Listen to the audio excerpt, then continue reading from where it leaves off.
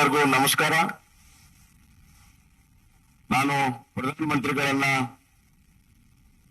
ಸ್ವಾಗತ ಮಾಡಲು ತಮ್ಮ ಮುಂದೆ ನಿಂತಿದ್ದೇನೆ. Ladies and gentlemen, I am standing in front of you to welcome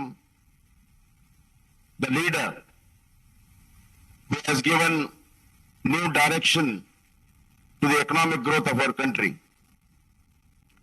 His slogan of Make in India has changed the entire economic scenario. His Atmanirbhar Bharat, then Sabka Saath, Sabka Vikas, and ultimately the New India concept. Hereby, I welcome Honorable beloved Prime Minister Narendra Modi ji, Invest Karnataka 2022, with warm greetings, and I request him to bless us. Not only this Invest Karnataka be successful, the economic growth of Karnataka in the great India will be successful. I once again welcome a global leader to this investor meet. Thank you.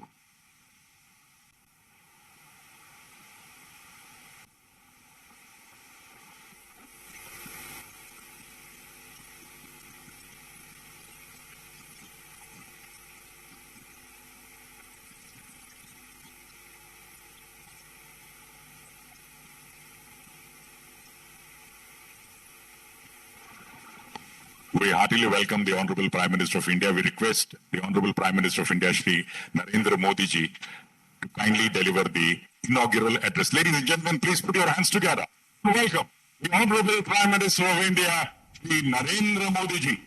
ಬಂಧುಗಳೇ, ಮಾನನೀಯ ಪ್ರಧಾನಮಂತ್ರಿಗಳು ಶ್ರೀ ನರೇಂದ್ರ ಮೋದಿಜಿ ಅವರ ಉದ್ಘಾಟನಾ ನುಡಿಗಳು. नमस्कार. Global investors meet में दुनिया के कोने कोने से आए सभी साथियों, welcome to India, welcome to नम्मा कर्नाटका एंड वेलकम टू नम्मा बेंगलुरु. कल कर्नाटका ने राज्योत्सव दिवस मनाया. कर्नाटक के लोगों और कन्नड़ भाषा को अपने जीवन का हिस्सा बनाने वाले सभी लोगों को मैं बहुत बहुत बधाई देता हूं. ये वो जगह है जहां ट्रेडिशन भी है और टेक्नोलॉजी भी है. ये वो जगह है जहां हर तरफ नेचर और कल्चर, उसका अद्भुत संगम दिखता है. ये वो जगह है जिसकी पहचान वंडरफुल आर्किटेक्चर से भी है और वाइब्रेंट स्टार्टअप से भी है.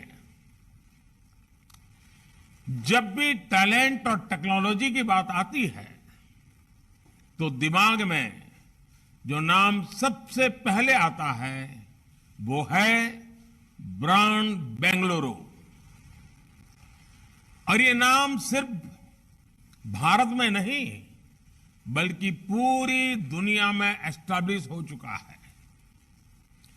कर्नाटका की ये धरती सबसे खूबसूरत नेचुरल हॉटस्पॉट्स के लिए जानी जाती है. यानी कि मृदु भाषा कन्नड़ा, यहां की समृद्ध संस्कृति और हर किसी के लिए कन्नड़िया लोगों का अपनापन सबका दिल जीत लेते हैं. साथियों, मुझे खुशी है कि ग्लोबल इन्वेस्टर्स मीट का आयोजन कर्नाटका में हो रहा है. ये आयोजन कॉम्पिटिटिव और कोऑपरेटिव फेडरलिज्म का सटीक उदाहरण है। भारत में मैन्युफैक्चरिंग और प्रोफेशनल और प्रोडक्शन काफी हद तक राज्यों के नीति निर्णयों पर, नियंत्रण पर बहुत निर्भर होता है। इसलिए अगर भारत को आगे बढ़ना है तो राज्यों का आगे बढ़ना जरूरी है। ग्लोबल इन्वेस्टर्स मीट के जरिए राज्य स्पेसिफिक सेक्टर्स में खुद दूसरे देशों के साथ पार्टनरशिप कर रहे हैं। ये बहुत अच्छी बात है। मैं देख पा रहा हूं कि दुनिया भर की तमाम कंपनियां इस आयोजन में शामिल हो रही हैं। मुझे बताया गया है कि इस प्लेटफॉर्म पर हजारों करोड़ रुपए की पार्टनरशिप की जाएगी। इससे बड़े पैमाने पर युवाओं के लिए रोजगार के अवसर बनेंगे।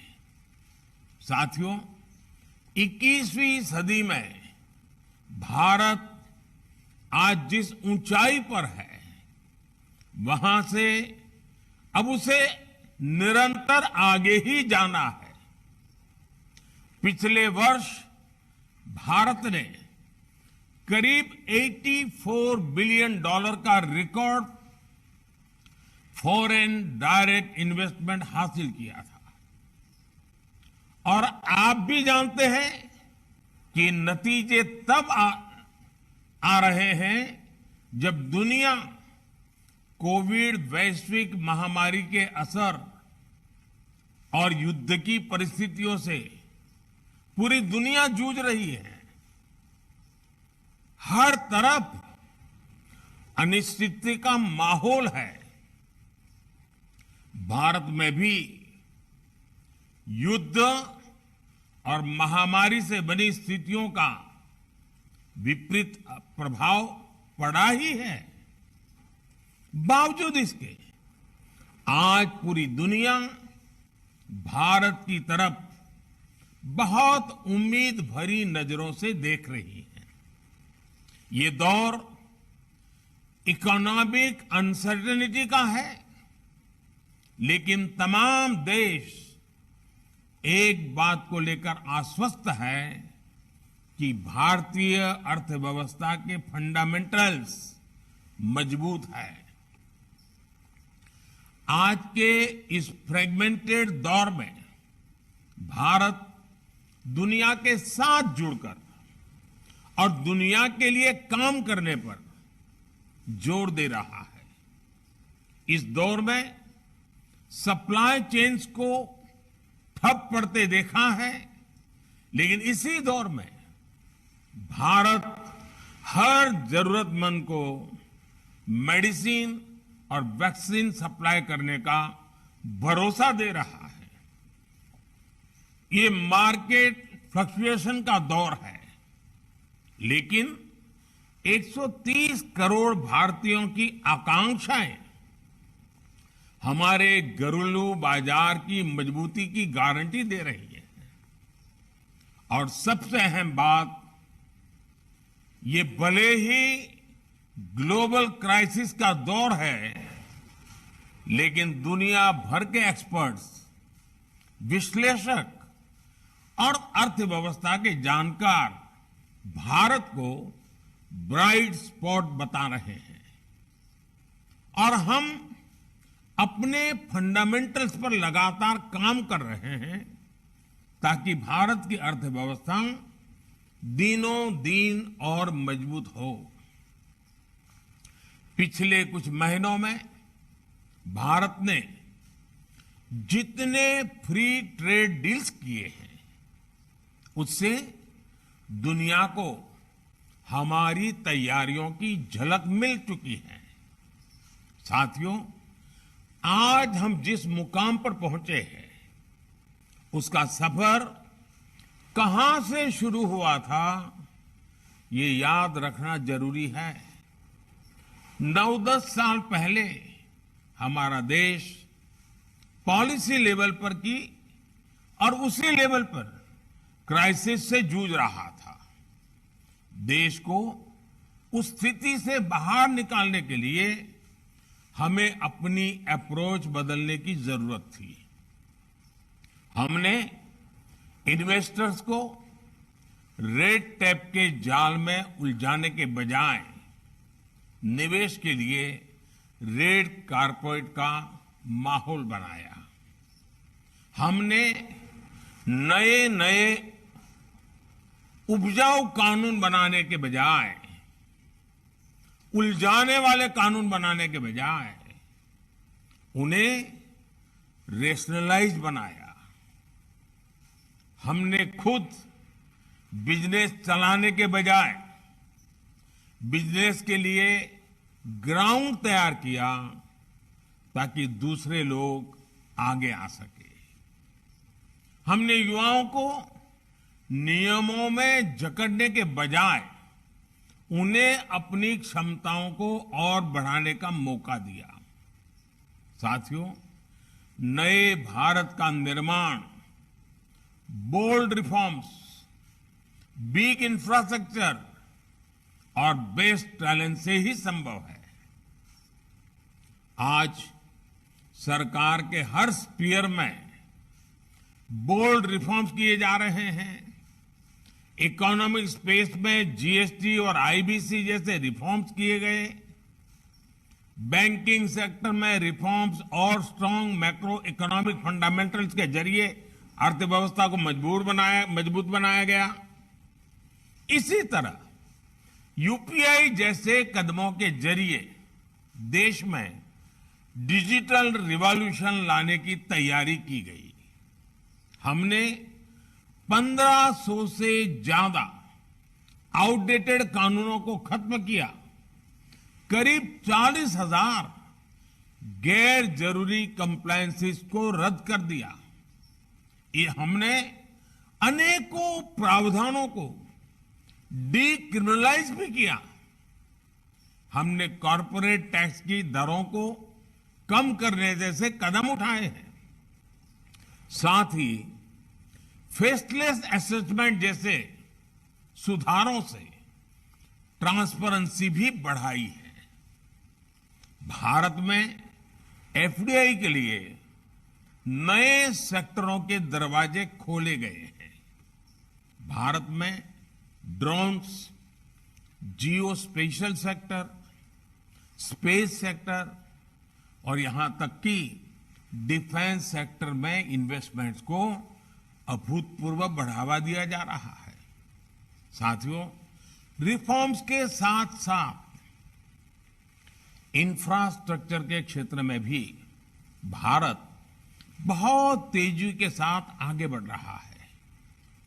आधुनिक इंफ्रास्ट्रक्चर के लिए भारत पहले से कहीं ज्यादा स्पीड के साथ और बड़े स्केल पर काम कर रहा है।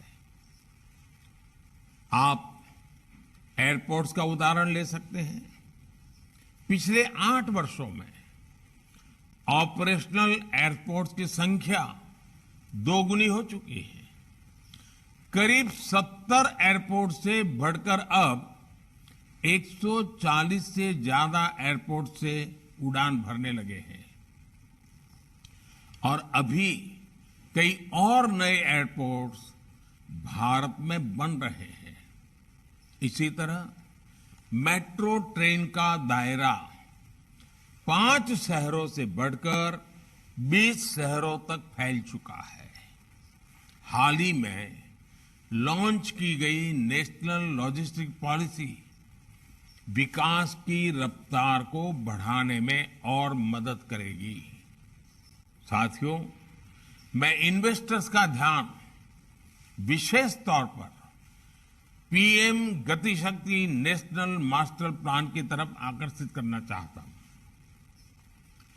गति शक्ति नेशनल मास्टर प्लान में इंफ्रास्ट्रक्चर निर्माण का तौर तरीका ही बदल दिया है।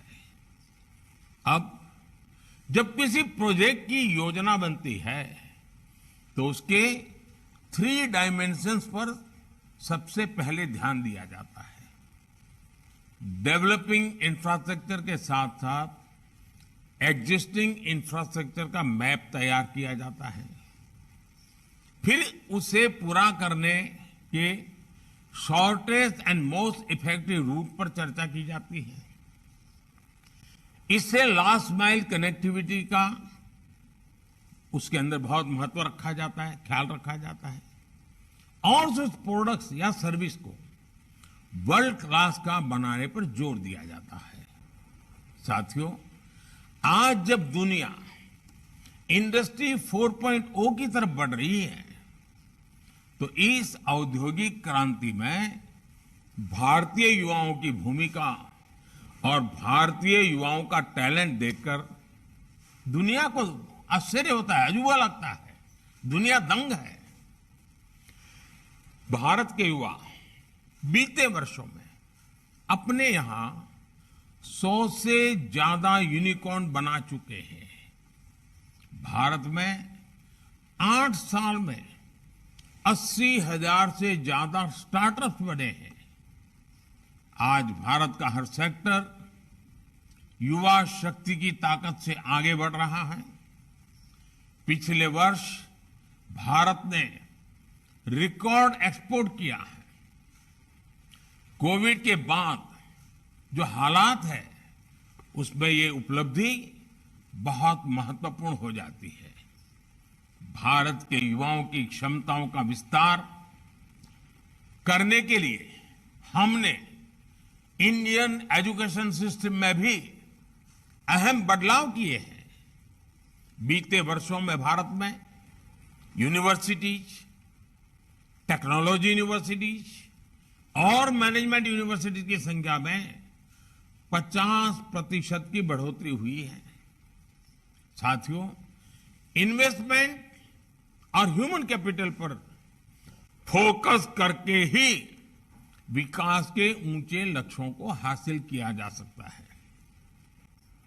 इसी सोच पर आगे बढ़ते हमने हेल्थ एंड एजुकेशन सेक्टर में इन्वेस्टमेंट्स को बढ़ावा दिया। हमारा मकसद प्रोडक्टिविटी को बढ़ाना भी है और ह्यूमन कैपिटल को इंप्रूव करना भी है।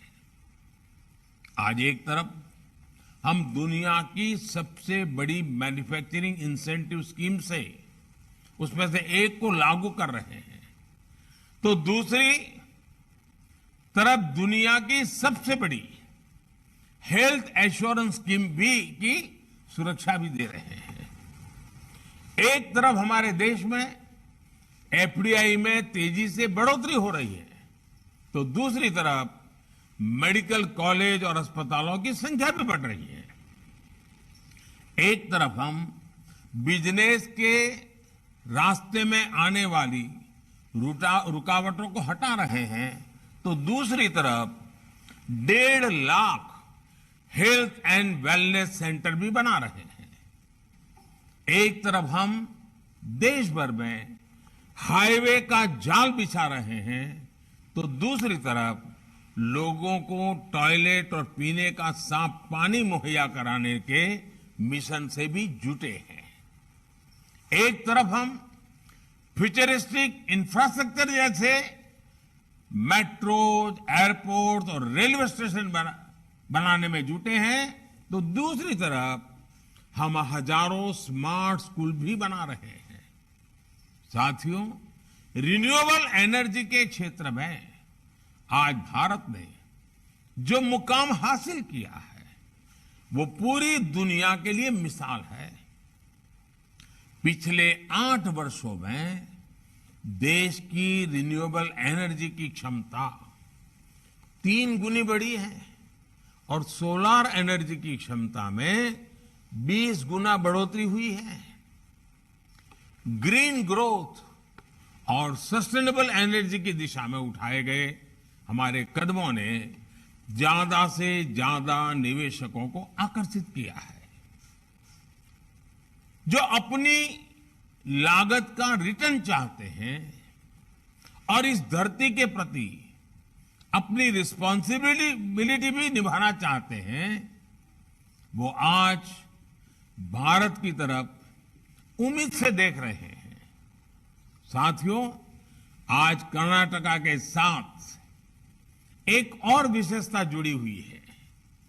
कर्नाटका के पास डबल इंजन की पावर है, यानी केंद्र सरकार और राज्य सरकार में एक ही पार्टी का नेतृत्व है।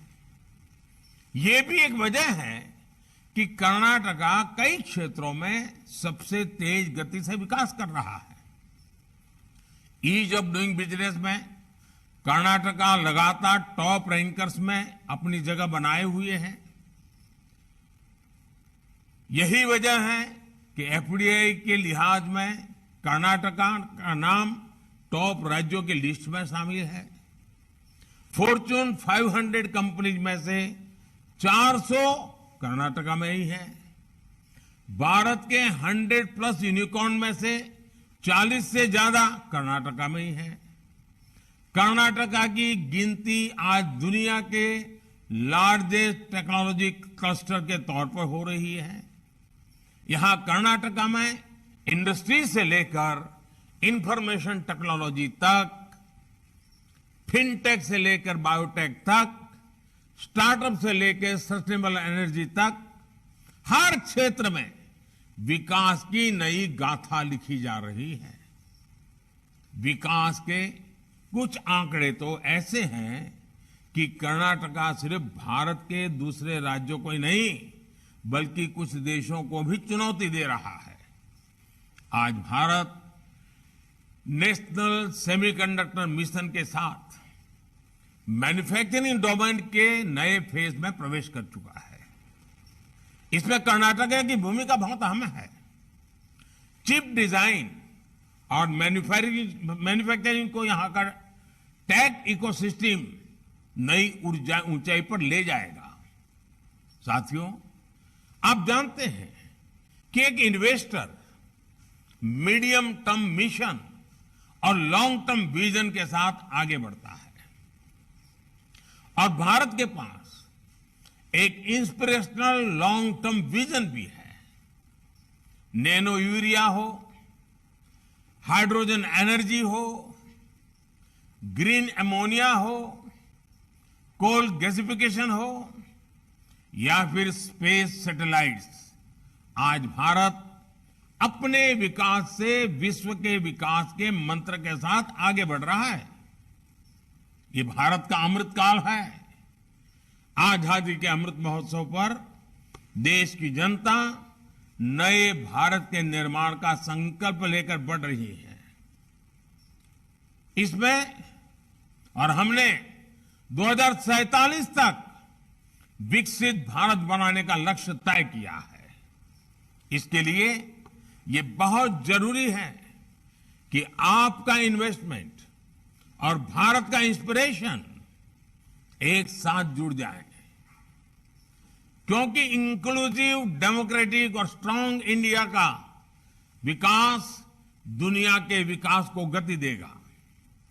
और इसलिए हम चाहते हैं कि भारत में इन्वेस्टमेंट का मतलब है investment in inclusion, investment in democracy. Bharat में इन्वेस्टमेंट का मतलब है investment for the world.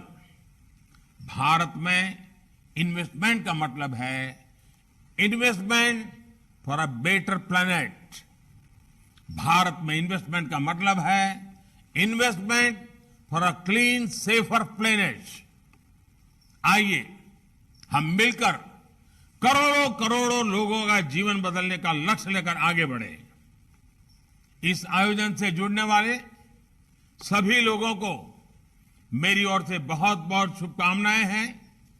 Karnataka के मुख्यमंत्री, उनकी पूरी टीम, कर्नाटका सरकार और कर्नाटक के लोग के सभी भाइयों बहनों को भी हृदय से बहुत बहुत शुभकामनाएं देता हूं। बहुत बहुत धन्यवाद।